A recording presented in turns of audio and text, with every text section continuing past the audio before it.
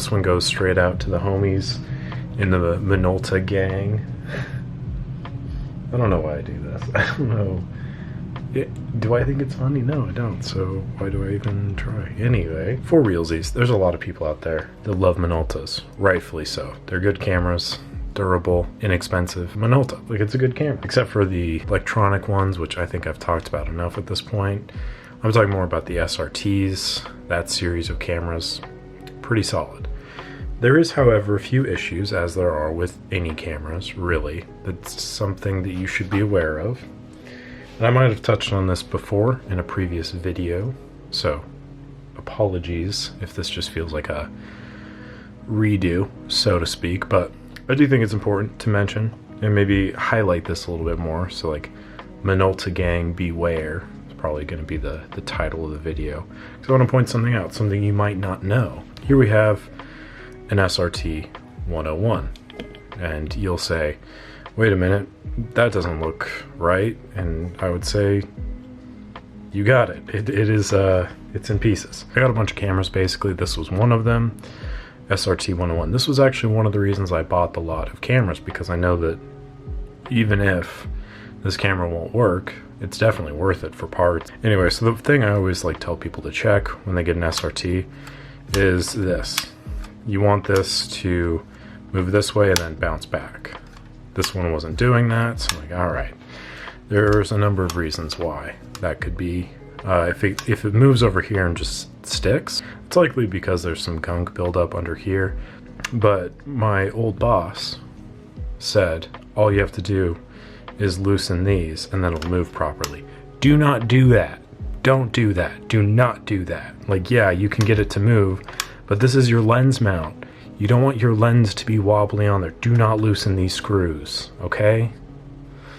Sorry, I got, like, he kept saying that to me. He'd say that to me every time this came up as an issue. And I was like, no, that's not the solution. So yeah, we just do that. And I'm like, no, we don't do that. Like, I've never done that because that's not okay. And he's like, well, it's easy. And I'm like, that doesn't make it okay. Anyway, I'm going off on a tangent here. So the issue with the SRTs, and this is basically all the models, is this. It's a string pulley system, basically. And that is what kind of operates this entire camera. String. Like, I don't know. I give the 81 hard time because it has that tungsten wire that I think is dumb, but this is just like legit string. A very budgetary decision, I think, because it's the easiest way to adjust light meter readings.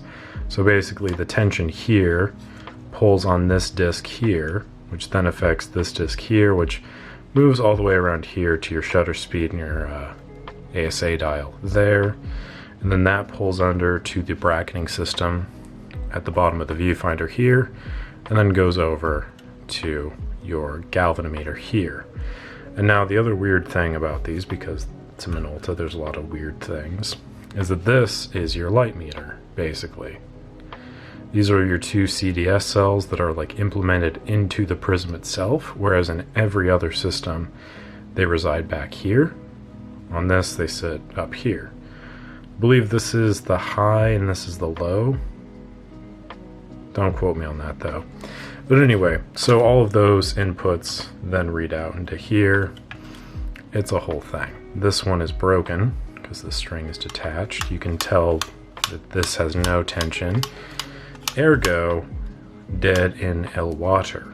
I might put it back together. I might not. We will see.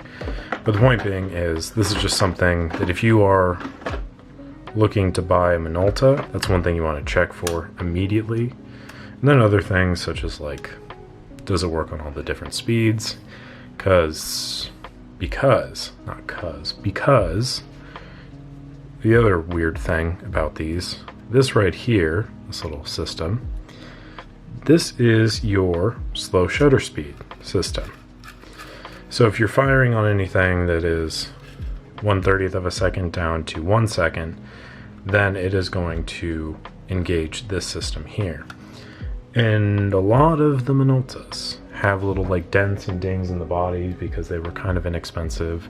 They're like another like beginner-esque camera, so people would kind of toss them around a little bit, which, like, I mean, it's your camera, do with it what you will, but the point being is there's a lot of dents and dings, and sometimes it's not uncommon for there to be a ding and to knock this into a weird position where it won't fire on certain speeds and or the actuations won't be 100%. So I would always look out for that as well. And then other times too, gunk can just get in there. Like that happens. Like the grease that was initially used can like solidify, get in where it's not supposed to be, cause the whole system to goof up. But yeah, I'm gonna put this camera away probably somewhere. I just wanted to make a quick video going over some things that you should be wary of. Yeah, because, you know, it's one of those cameras that's very accessible, very easy to use, easy to learn how to use. So if you do embark upon the Minolta journey, the pathway, if you find yourself being accepted by Minolta gang, that's something you should look out for.